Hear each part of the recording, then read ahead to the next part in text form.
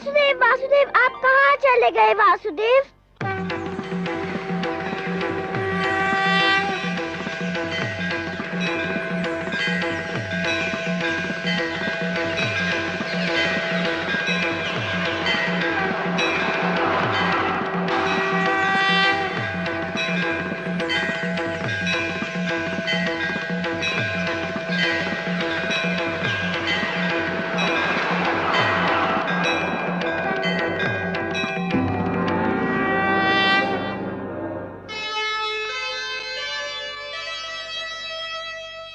नन्हा सा ध्रुव हो गया, ऐसा भक्त महान, शक्ति दिखाई भक्ति ने, प्रगट हुए भगवान।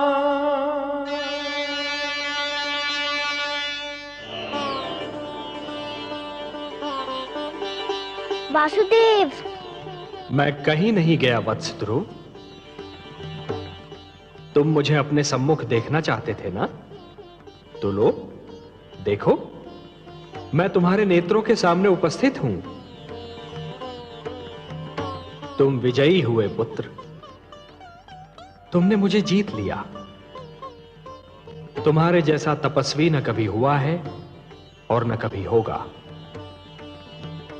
तुमने सिद्ध कर दिया कि जीव ब्रह्म का ही एक अंश है और अपनी साधना से ब्रह्म को भी धरती पर ला सकता है। तुमने यह सिद्ध कर दिया वत्स कि सृष्टि की सबसे बड़ी शक्ति है भक्ति।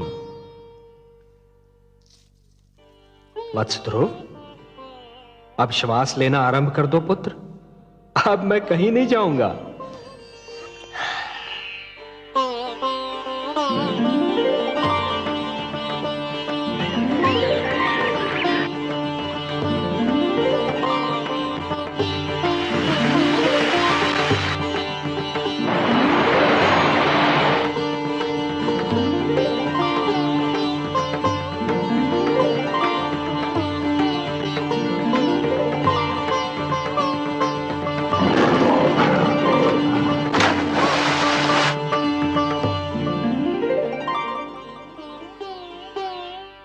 तुम मुझसे मिलना चाहते थे, मैंने तुम्हारी इच्छा पूर्ण कर दी। अब अपने माता पिता के पास लौट जाओ। नहीं भगवान, नहीं, अभी मैं नहीं जाऊंगा। क्यों वत्स? भी तो मुझे आपसे बहुत सी बातें करनी है, बहुत से प्रश्न पूछने हैं। प्रश्न? मुझसे? भला ऐसे कौन से प्रश्न हैं तुम्हारे मन में? मुझे बताइए प्रभु कि मेरी छोटी माता मुझे अपना पुत्र क्यों नहीं मानती? उन्होंने मेरी माताश्री को दासी क्यों कहा? उन्होंने मुझे मेरे पिताश्री की गोद से क्यों उतारा? मेरे पिताश्री ने छोटी माता को रोका क्यों नहीं? बताइए भगवान। अरे अरे अरे अरे अरे, इतने सारे प्रश्न एक साथ? अच्छा ये बताओ कि सबसे पहले तुम किस प्रश्न का उत्तर चाहते हो? मुझे मेरे पिताश्री के गोद से क्यों उतारा गया? अच्छा, तो इस प्रश्न ने तुम्हें सबसे अधिक व्याकुल किया है? हाँ भगवान। मेरे निकट आओ।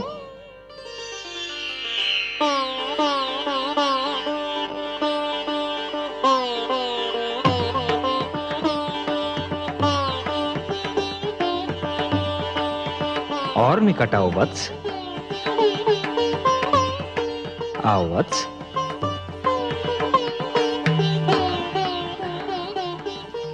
मेरी गोद में बैठ जाओ।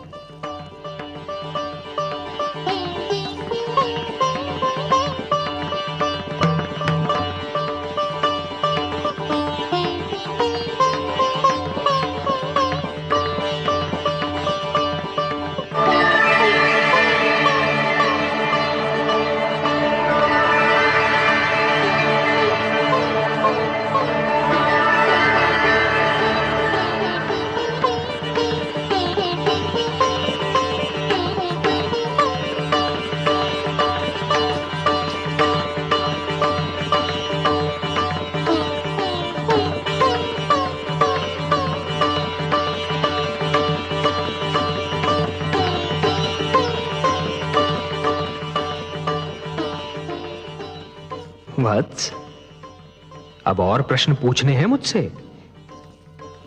कुछ नहीं पूछना प्रभु, अब कुछ नहीं पूछना। अब तो मुझे हर प्रश्न का उत्तर मिल गया है। मेरे चारों ओर ज्ञान का प्रकाश फैला हुआ है। मैं वहाँ हूँ जहाँ केवल मैं हूँ और आप है। अच्छा, वासुदेव। ओम पूर्णमदः पूर्णमिदं पूर्णात् पूर्णमुदच्यते पूर्णस्य पूर्णमादाय पूर्णमेवावशिष्यते। अब ना कोई कामना है ना कोई इच्छा।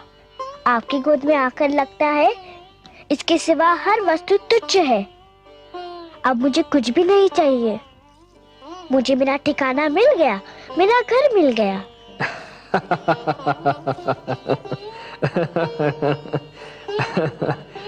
नहीं वत्स, मेरी गोद तुम्हारा ठिकाना नहीं, तुम्हारा घर नहीं। तुम्हारा घर तो वो कर्म भूमि है जिसका नाम है जीवन, संसार। भक्ति से तुमने मेरा मन जीत लिया, अब कर्म के माध्यम से तुम्हें परिवार का मन जीतना है। अपने परिवार की सेवा करके एक पुत्र धर्म को निभाना है। अपनी प्रजा को न्याय पर आधारित शासन देना है तुम्हें, कि फिर किसी बालक को अपने पिता की गोद से उतारा न जाए, मेरी खोज में यूं भटकना न पड़े।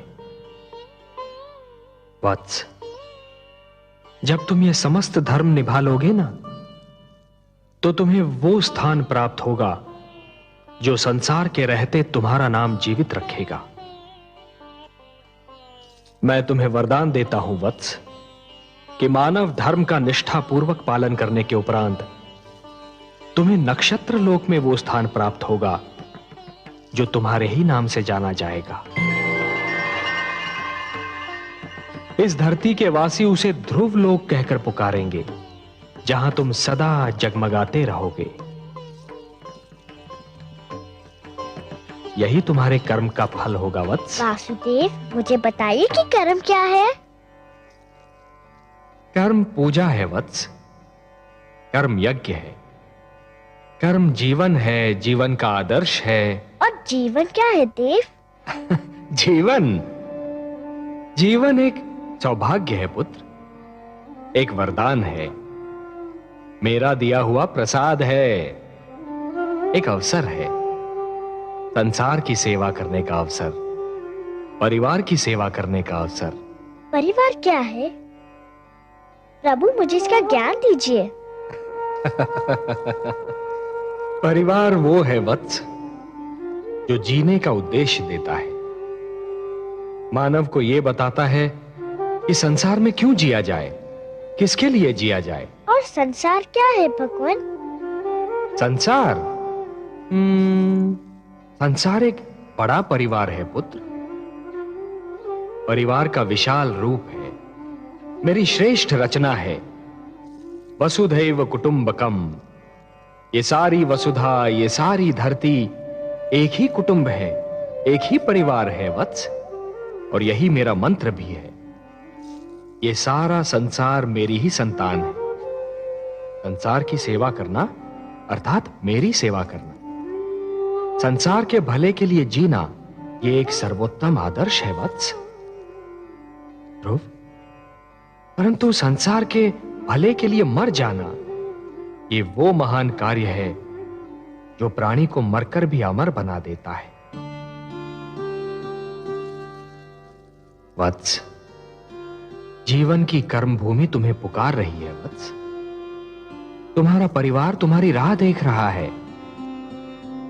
जब तुम अपने परिवार का कल्याण करोगे, तभी समाज का कल्याण होगा, और जब समाज का कल्याण होगा, तभी सारे संसार का कल्याण होगा वत्स। यही विधि का विधान है। जाओ वत्स, अपने कर्म की ओर बढ़ो, जीवन में उतरो, संसार में प्रवेश करो।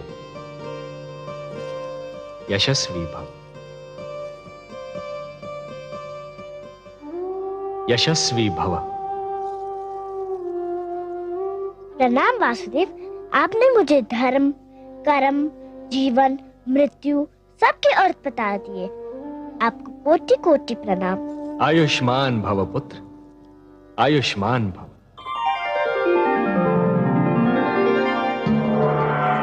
इन्हें तो तुम पहचानते ही हो पुत्र। इनसे तुम कई बार मिल चुके हो। ये विष्णु प्रिया हैं, तुम्हारी माता लक्ष्मी। चाहिए माता, हम आपसे नहीं बोलते। क्यों पुत्र? आप चाहती तो मुझे बहुत पहले भगवान विष्णु की गोद में बिठा देती तो आपका क्या बिगड़ जाता? मेरा कुछ नहीं बिगड़ता पुत्र, पर मैं माता हूं और तुम मेरे पुत्र। हर माता यही चाहती है कि उसका पुत्र महान बने। यदि मैं तुम्हें भगवान विष्णु की गोद में बिठा देती तो तुम वो ना बन पाते जो आज हो। अब तुम एक महान भक्त बन चुके हो। मैं तुम्हारी सहायता करती तो मैं महान कहलाती, तुम्हारी महानता छिपकर रह जाती।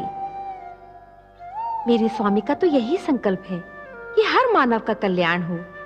मैं भी उन्हीं का संकल्प पूरा कर रही थी। आप महान है माता। मैं समझ गया कि आपने क्या किया और क्यों किया। मैं आपके चरणों में शीश नवाता हूँ। मैं आपका उपकार कभी नहीं भूलूंगा। प्रणाम। नारायण नारायण।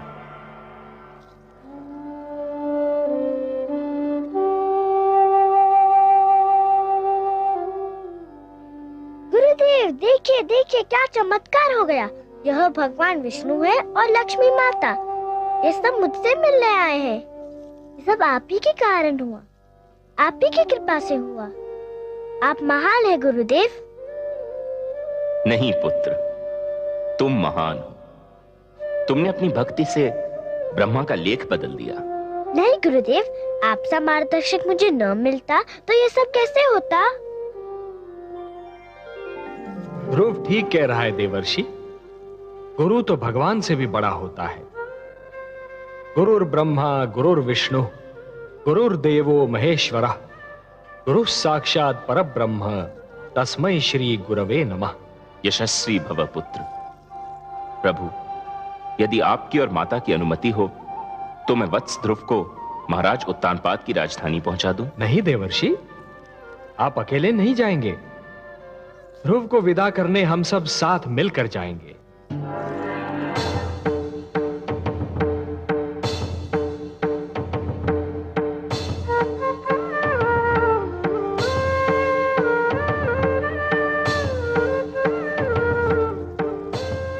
आइए माते।